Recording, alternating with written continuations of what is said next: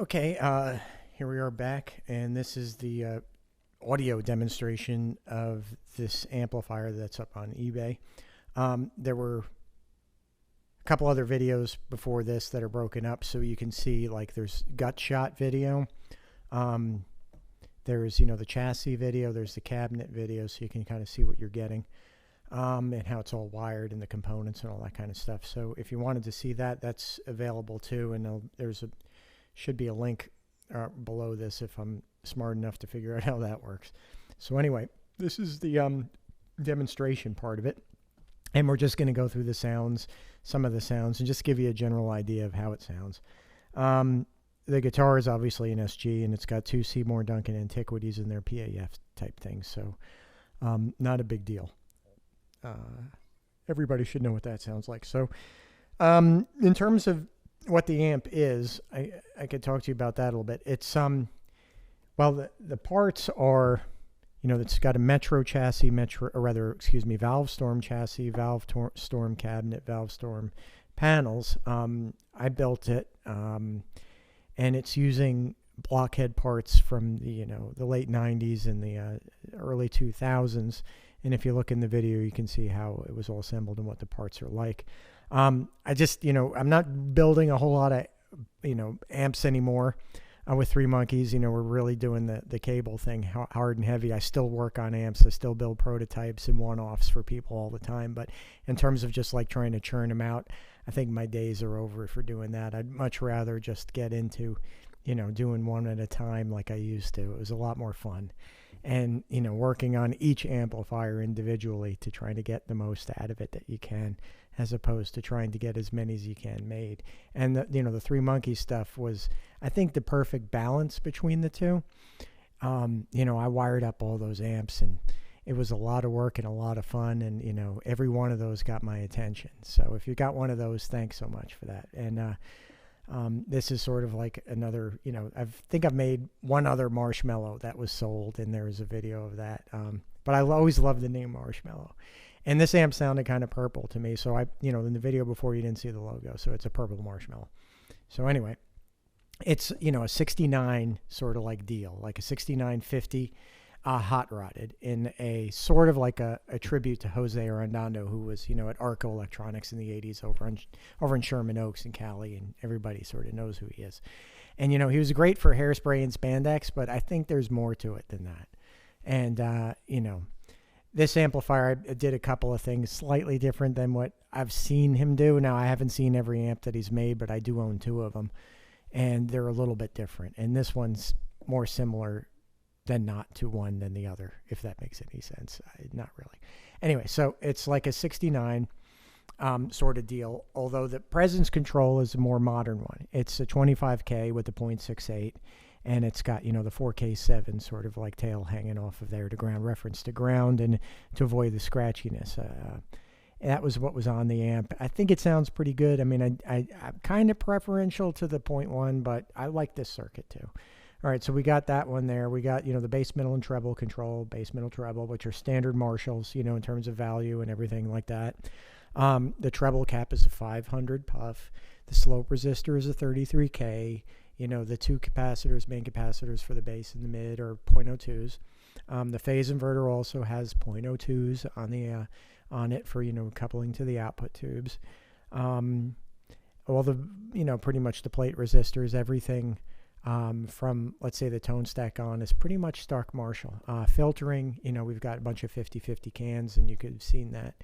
And there we've got, like 100 mics on the center tap, another 100 mics on the screens, 100 mics on the PI, and we're doing a twin 33 can on the board for running the cathode follower and the first tube, the V1, which provides you with the two gain stages, which are cascaded together through our two volume controls, but we'll get into that.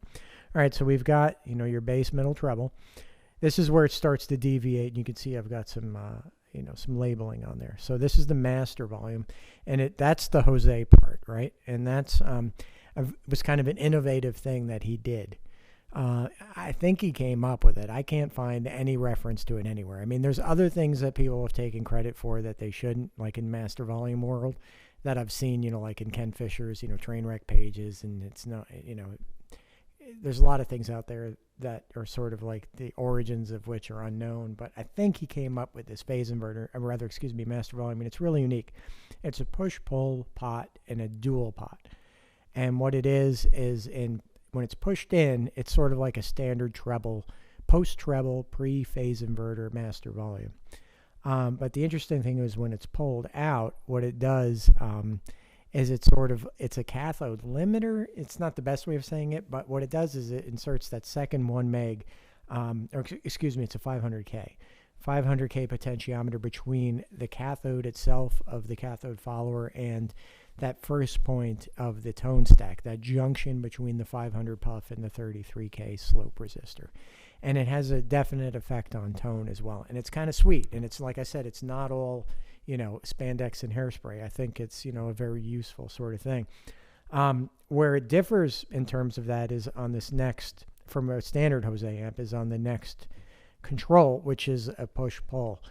We'll start with the push-pull feature because it relates to the master volume. Now, usually the Jose Masters had the Zener diodes on them. When those Zener diodes were there to clamp down, the signal gain, which gave it clipping, and sort of simulated, many stages of gain to compress the signal into a square wave. And the way that the Zeners did is just clamp it down. So I put it away, and it allows you to either switch it in or out. So I took it off of the master and put it on this preamp. So when you pull it out, it's in Zener mode. When it's pushed in, you've got pretty much a standard master volume amp. Now you've got, like I said, there's only 3 preamp tubes in here, and there's 2 stages of gain running before the cathode follower. The first stage after the input is, basically has this 1 meg volume control with no bright cap on it, so it's fairly linear. The second stage is controlled by what is called stage 2, and that does have a bright cap on it, and it's a 4700 puff, which is what you would see like on, late 60s, early 70s sort of Marshall, and it gives you that classic sort of, snarl is the best way of saying it. So I thought that was important, so we left that in. All right, so you can see they're obviously all labeled with what's going on. These 2 inputs are roads to nowhere, so they've got, jack plugs in them right now, so you can't stick a jack in there. So if you had too many at your gig, you want to plug in, you're not going to have to remember which one. It's the only one you could stick it in. So you're good to go there. All right, so we're just going to go over some of the sounds. I'm going to move some controls around so you can hear what it says, and you can stop listening to me babble on. And I'm an amp builder, not a guitar player. I always say that. So you're going to get some free seafood tonight. I hope you like clams. So let's just start off with, I've got all the controls at about noon, and let's see what we get with the SG.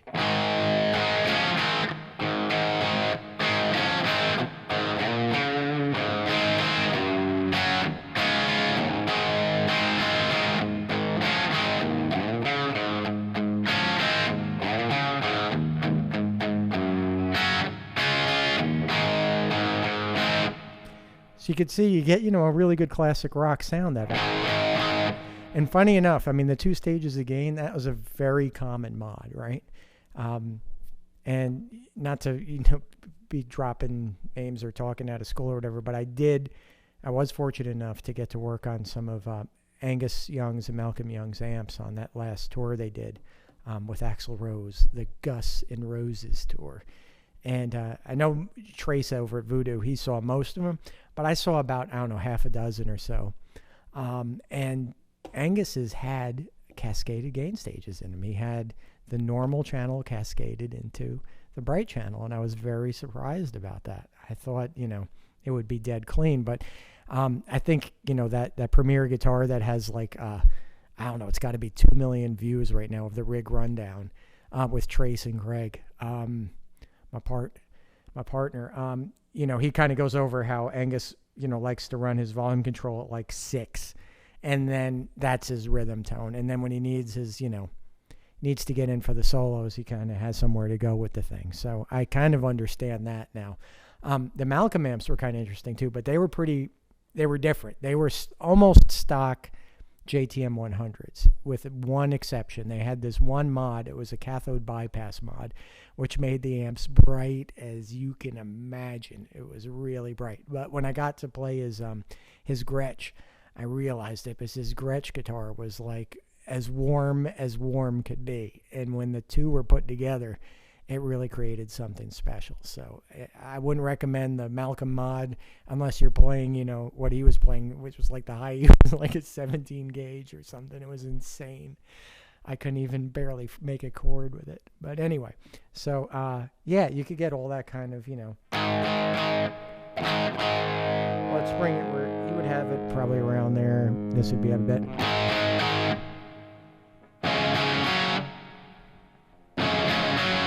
You know, that kind of stuff. So anyway, I'm going to bring up the master just a tiny bit. All right, so let's start moving these tone controls around. All right, so first let's see what the range is like on the presence.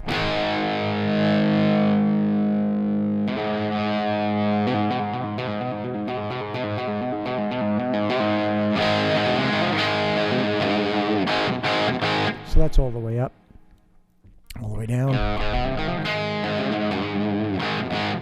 Okay, so we got that one. Back up to 12. Let's go to the bass control, see what kind of range you get there. Cut it all the way down. Start bringing it up. Bring it up a little more. All the way up.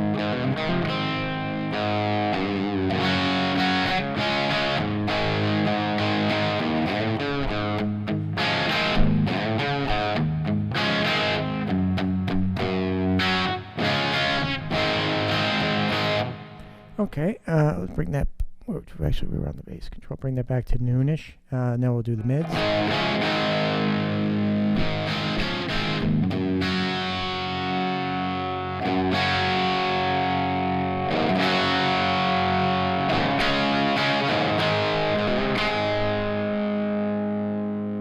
Okay, let's work with the treble control now.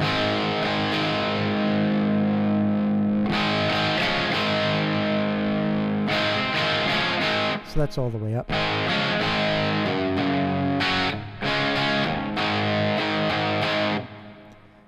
Bring it all the way down.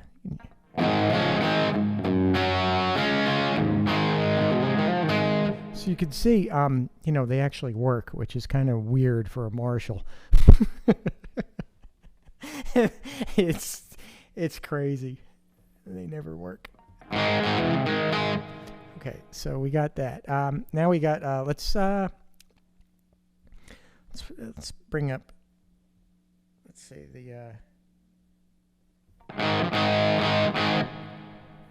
let's go over what the Jose sounds like when it's pulled out. All right, we'll do that. That sounds like fun. Okay, so.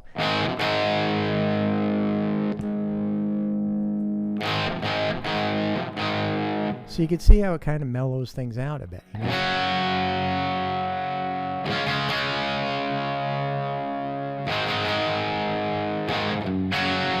Right, so I'm going to push it back in. It sounds like the Premiere. I hope they don't flag me for using their riff. Anyway, all right, so. All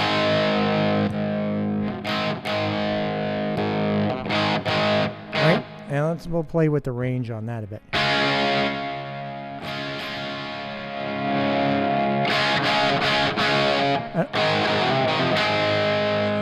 I don't think I should go any higher than that because I'm blowing up the microphone, or rather the camera. Oh, I told you, right, about the signal chain? All right, so we got the amplifier going directly into an aux box, right? And the aux box is set on their impulse response that's called greenback punch. And that's basically like an SM57 up against like a greenback. And from that, it goes into a mixing board, just a little cheap Mackie 802 that's mixing in the mic signal so I can talk to you. And then the output of the Mackie is going into this zoom camera. So there's no real, you know, magic to it. I added a smidge of the plate reverb that's in the aux setting, along with the greenback punch. That's just, you know, to keep the clams disguised, let's say. All right, so what were we talking about again? Oh yeah, the let's move around the preamp gain and see what we get. Obviously nothing there. Let's bring up this a little bit.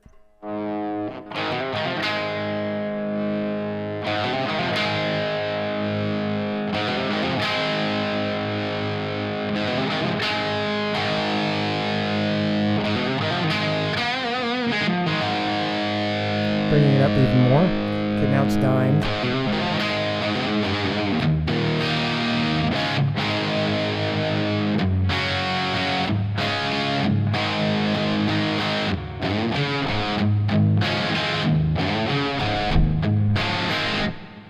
All right, so you can see what we get with that. Let's bring up the other preamp control up a lot too. We don't want to get, because I'm really close to the amp, I don't want it to squeal.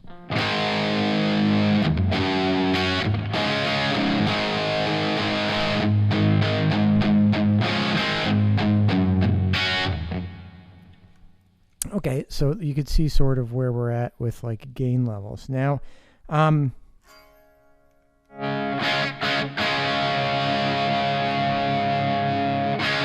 let's show what the Zener thing does. All right, so I'm gonna play a chord and pull out the push-pull here, which is the Zener. Now you see what happens, right? The volume drops way down. That's the Zener's basically clamping down the voltage, right? To simulate what would happen if you had a bunch of tubes cascaded together to really compress and square off a wave. These things do it just by clamping. So they clamp down your voltage gain, square off the signal, but when you lose voltage gain, you lose level. So you know, if you got that pulled out, you're going to have to make the amp a little louder with the master. And I think he, you know, I really think he came up with the Zener stuff, trying to make an amp that was really kind of distorted but not very loud. You know, that seems like the most reasonable explanation for it, to get the clipping without a whole bunch of, you know, volume there. So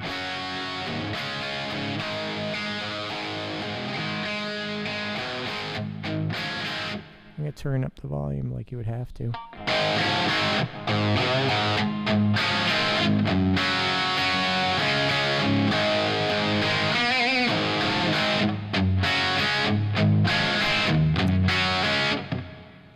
All right, so we push that back in. You'll see it'll jump way out, and it'll probably blow out the input on the zoom camera.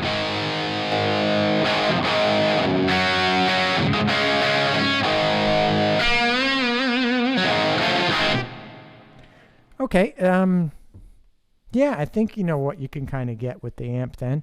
You know, with just a regular old SG with some PAFs in it, you can, you know, really get some good classic Marshall sounds that are driven hard, like if you would have put a pedal in front of it. The Jose Master really gives you a nice sweet sort of like warm tone as well. Yeah, and it's a, you know, nice bulletproof construction. So it's up there if you're interested in it, and thank you for watching, and have some fun.